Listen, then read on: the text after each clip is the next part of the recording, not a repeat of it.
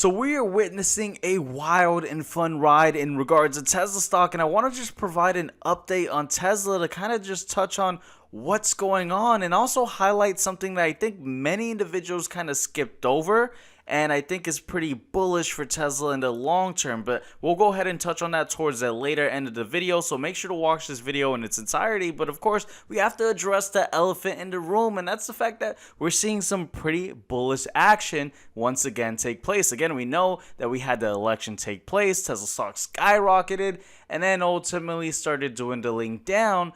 But yet, we had another pretty bullish day for Tesla. Now, I'm sure many individuals know the exact reason for why we pushed up, and that's because we had the Trump administration kind of signal that there's going to be some easing in self-driving regulations. Now, what's interesting is that this was the original reason why Tesla kind of pushed upwards in the, post-election results over here. Kind of the idea that we're going to have this easing of regulations that's going to benefit Tesla. And then, of course, we got the news that the EV tax credits might disappear, so Tesla stock started falling down. But then today, we kind of got that confirmation about the Trump administration looking to ease, the regulations for fully self-driving. Now, there's two sides to the story that I kind of want to just provide, because I don't like to just look at things from a, one-sided perspective. Now, on one side, right, this idea of this easing on federal regulations for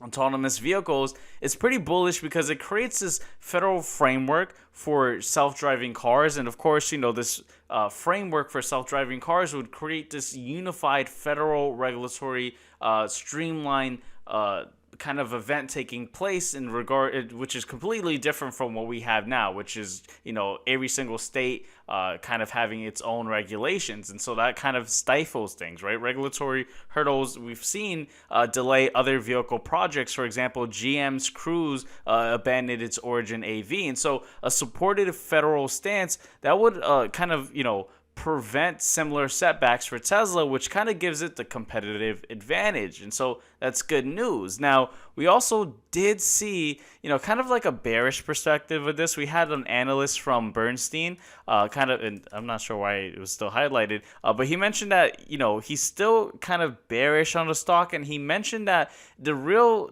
thing that we should be paying attention to is the technology, and that's more important than the regulation at this point, because the cars have to drive themselves before national standards even matter. And so that's kind of like the bearish side, or not really the bearish side, but really just kind of looking at things from a different perspective, just saying, hey, look, things are pushing up because of this signaling of regulatory hurdles being, removed.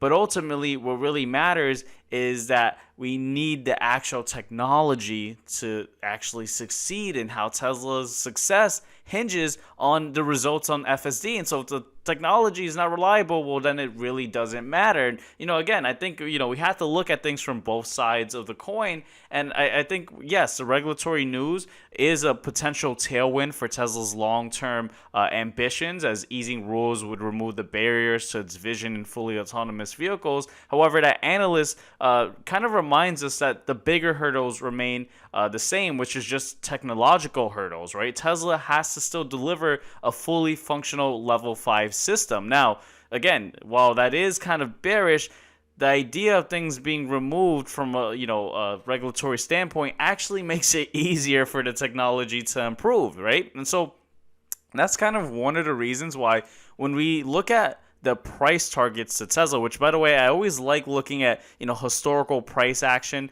in comparison to what the analysts' consensus is, because we tend to see stocks move along with what the price targets are. For example, we saw when price targets were rising, that's kind of the same time when Tesla stock was rising. And then similarly, back in 2022, when it was a pretty bearish market, we saw price targets fall down. But if we actually zoom in, after today's news, we actually got a little bit of the consensus raise in terms of the price action. And so that's something you want to see, right? You want to see price targets from the analysts, the consensus, increase while the stock is increasing. If you have a stock increasing and then you have the price target or the consensus for analysts kind of remaining the same, well, then that's kind of giving you this insight that things are looking a bit bubbly. Now, I still believe, right, things are a bit frothy. Now, I know when I say that, people get pretty upset at me. They're like, Justin, you're missing out. Look, I do have exposure to Tesla. I'm not really missing out on really anything.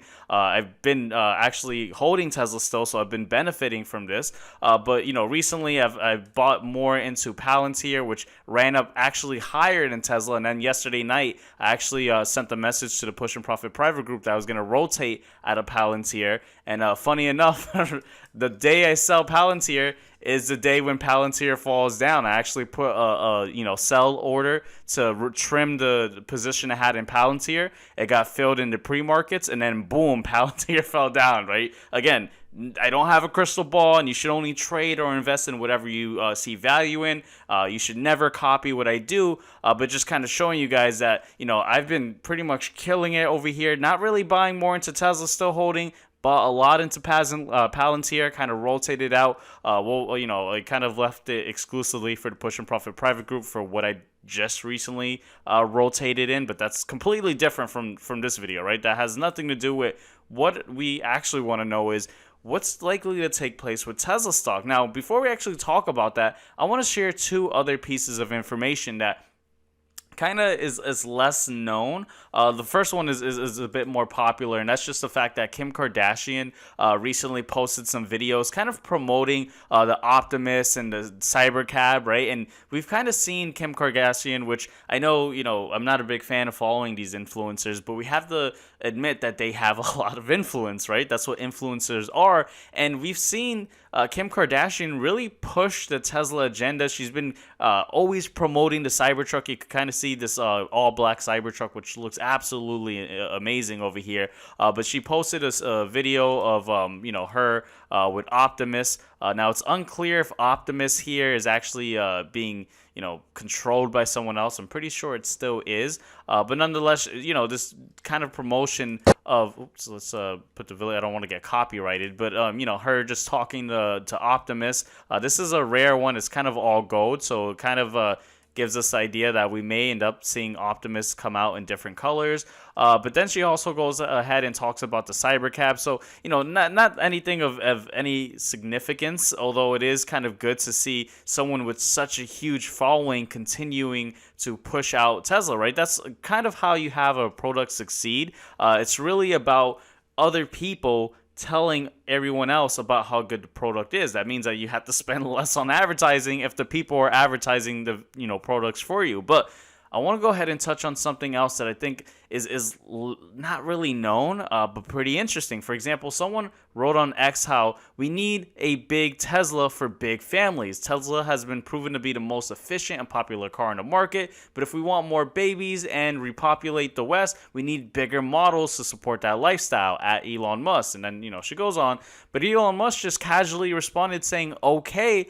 which kind of signals that we may end up having another vehicle come out in the product line for Tesla that of course is going to increase its total addressable market, maybe a 7-seater SUV, right? And so, if you look at the comments from everyone kind of responding to this, there's this very opening sentiment for a very kind of welcoming sentiment for kind of like an Escalade like Tesla, and that's something that I'm not seeing a lot of the media outlets kind of touch on, and I think that's just because right now we have the media outlets really covering the political news. I mean, we just had an election. Of course, we have Trump taking office January 20th, so that's pretty much what they're going to be consumed with.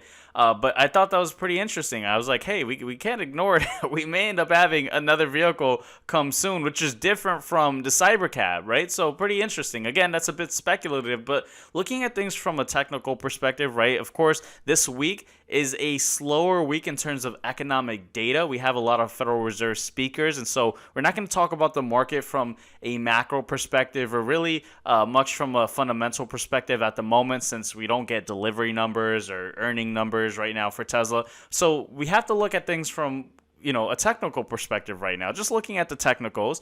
And what we end up seeing is that we actually did indeed see volume kind of push upwards. Now, of course, you see this volume bar being red. What does that mean? Well, that means that there was more volume, and we do see this green candle, so there was some buying pressure taking place with the stock.